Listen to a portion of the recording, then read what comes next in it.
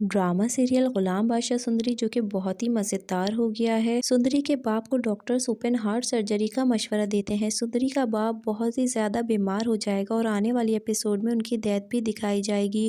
इसके बाद सुंदरी बिल्कुल ही अकेली रह जाएगी। सुंदरी का बाप अपनी बेटी की वजह से बहुत ही ज़्यादा परेशान होता है। वो डॉक्टर से कहता है कि मुझे मौत से डर नहीं लगता, मगर मेरी बेटी बिल्कुल ही अकेली रह जाएगी। बादशाह जो कि अपनी पुप्पी से बहुत ही ज़्यादा मोहब्बत करता है, वो जा रहा होता है पुप्पी के पास, तो उसकी माँ उसे रोक कर कहती है, क्या तुम्हें अपनी पुप्पी के अलावा कोई भी नजर नहीं आता? तुम्हें ये भी नजर नहीं आ रहा कि मैं तुम्हारी नजर उतारने के लिए कब से तुम्हारा इंतजार कर रही हूँ?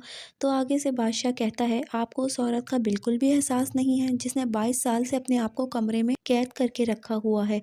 बादशाह की माँ ये बिल्कुल भी नहीं चाहती कि उसका बेटा पुप्पी से कोई भी ताल्लुक रखे, लेकिन बादशाह जो कि बहुत ही ज़्यादा नरम दिल और साफ दिल का होता है, वो अपनी पुप्पी से बहुत ही ज़्यादा मोहब्बत करता है। गुलाम को अपने भाई जैसा समझता है, अपनी माँ से बिल्कुल ही अलग है।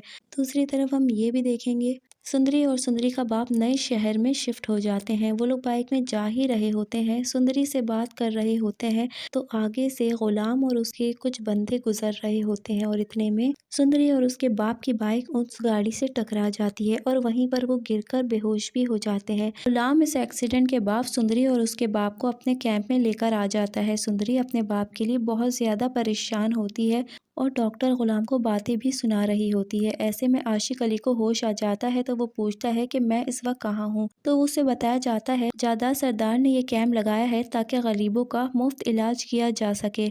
जहादात का नाम सुनकर आशिक अली बहुत ही ज्यादा डर जाता है कि अगर उसने हमें पहचान लिया तो बहुत ही बुरा होगा। सुंदरी कहती है, अब्बा अभी तुझे चोटें लगी हैं, थोड़ा रुक जा। मगर जायदाद का नाम सुनकर वो वहाँ पर एक मिनट भी सुंदरी को लेकर नहीं रुकना चाहता और वो जबरदस्ती करके बिना किसी को बताए सुंदरी को वहाँ से लेकर घर भी आ जाता है। खैर, वो लोग घर पहुँचते हैं तो आशिक अली बहुत ही ज्यादा बुरी हालत में सोफे पे पड़ा होता है। अपनी बेटी का गम सताए जा रहा है कि अगर उसको कुछ हो गया तो उसकी बेटी का क्या होगा। सुंदरी भी सोचों में गुम होती है। इतने में आशिक अली सुंदरी को आवाज देने से पहले ही सोफे से गिर जाता है और बेहोश हो जाता है। सुंदरी तड़प कर आती है और उसकी हालत देखकर परेशान हो जाती है और कहती है, अब्बा आंखें खोल, क्या हो गया है तुझे? उसे तो यही लगता है कि एक्सीडेंट की वजह से उसके अब्बा की ये हालत हो चुकी है। उसे ये नहीं पता कि उसके बाप को दिल का मसला होता है और डॉक्टर ने उसे ओपन हार्ट सर्जरी का भी बोला होता है।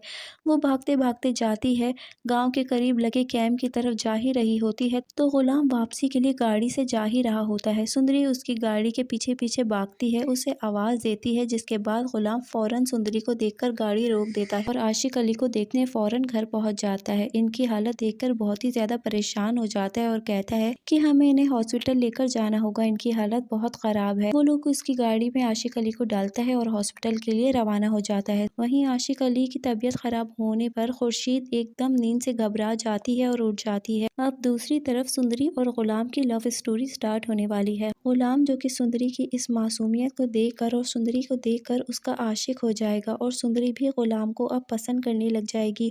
गुलाम उसका बहुत ही ज्यादा साथ देगा जब वो देखेगा कि सुंदरी का इस दुनिया में कोई भी नहीं है, वो अकेली अपने बाप के लिए परेशान है, तो गुलाम उसका हर कदम पर साथ भी देगा। दूसरी तरफ बादशाह जो कि अब सुंदरी के इश्क में बेताब हुआ चला जा रहा है कि किसी तरह से सुंदरी उसके सामने आ जाए। सामने रखी सुंदरी के पाजेब देखकर कहता है कि काश काश इस पाजेब की जगह तुम मुझे प्यार से देख रही होती। एक तरफ तो बादशाह जो कि सुंदरी के इश्क में बेहाल हुआ जा रहा है कि बस किसी तरह से सुंदरी उसके सामने आ जाए, एक झलक देखने के लिए वो बेताब हुआ जा रहा है। दूसरी तरफ गुलाम और सुंदरी की भी लव स्टोरी स्टार्ट होने वाली है। दोस्तों, वीडियो पसंद आई है तो चैनल को ज़रूर सब्सक्राइब करें और लाइक कर लें।